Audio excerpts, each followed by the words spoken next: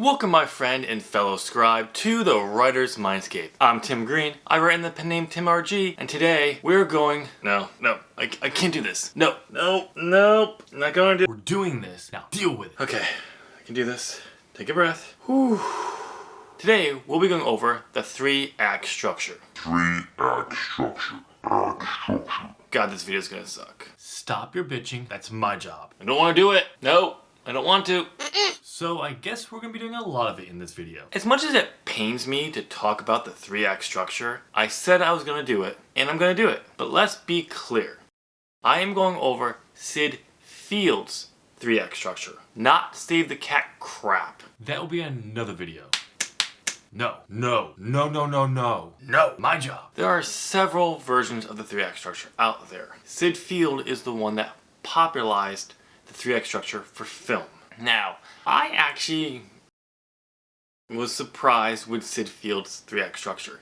I thought I was going to be getting something more to the normal 3-act structure that you see on the wall behind me. No, this one is weird. I was not expecting this. So, I'm giving you a warning right now. You're going to see certain things are missing from this version. Don't correct me in the comments that I'm wrong. Before we get into the 3-act structure, let's look at where it came from. Because depending on who you ask, there are going to be people who will say it was Syd Field who actually created the 3-act structure. Then there's other people who will say it's Aristotle, and there's other people in between who've progressed it. Aristotle's definition. Aristotle believed every piece of poetry or drama must have a beginning, middle, and end. Well, I disproved the beginning, middle, and end thing in another video. Link above, down below. You disapprove of Aristotle? So proud. No. I disproved if you have a beginning, middle, and end that you're using the 3-act structure. You're not. My personal belief is Aristotle was just pointing out that you put thought into these 3 spots. That's my belief. There's no doubt in history that it was Syd Fields who is the one who popularized the 3-act structure for Hollywood film. This came about when he published his book, Screenplay, The Foundation of Screenwriting. There he broke up the film into 3 acts. Act 1 being the beginning, Act 2 the middle, Act 3 was the end. Let's break down each act and according to what Syd Fields says you must have in each act. Act 1. According to Syd Fields, there's only 2 things that you need in Act 1. That is, the inciting incident and plot point 1. What about the opening image, everyday life, the call to the adventure, refusing the call? Nope, not according to Syd Fields. That stuff is not required. So with that, let's look at what he says the inciting incident is. The inciting incident is the circumstance which brings the lead character to the forefront. The situation that emotionally involves the character in the story. The scene without which there would be no story. So basically Syd Fields is saying the first plot point is where the character becomes aware of the situation, the thing that they're going to have to deal with, but also it is emotional to the main character. When writing your screenplay, I know I'm talking about novels, but Syd Fields is dealing with screenplays, so I'm going to talk those terms. He recommends this to be about 10 pages or roughly 10 minutes into the film. Next comes plot point 1. Seriously? That's it? Nothing before it? Plot point 1. It moves Act 1 into Act 2. The true beginning of the story, embarking the lead character on a new journey. So this is where the story actually begins according to Syd Fields. Because you're going from what's normal to something new. A new journey begins. So this is where the actual, you could say the plot of the story starts, and it's the transition into Act 2. Which is actually very similar to what most people would say plot point 1 is in the traditional view of the 3-act structure. And because of that, that leads us to Act 2. According to Fields, there is only 2 things in Act 2. The midpoint and plot point 2. That's it. I'm calling there's more here. Again, I'm pulling this right from his website. Link down below to check for yourself. I lied. There's only plot point 2 in Act 2. No midpoint. That came in his second book. I'll talk about that in a second. Have you ever seen this picture? where you have this giant block of solidness for the Act 2. Well, this is Syd Fields' original version of the 3-act structure for Act 2.